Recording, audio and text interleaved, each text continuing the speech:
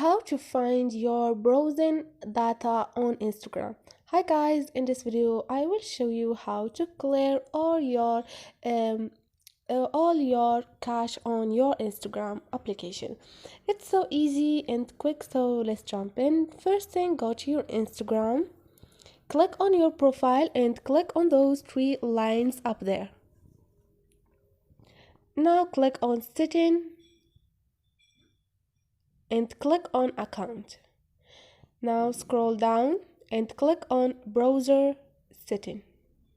Now you have the first one, which is browsing data.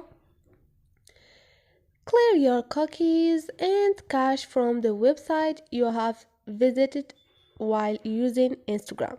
Click on clear. And now click on clear browsing data.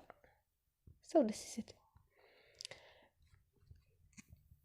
And this is it, guys. Hope this video was helpful to you, and if you liked the video, don't forget to subscribe and like.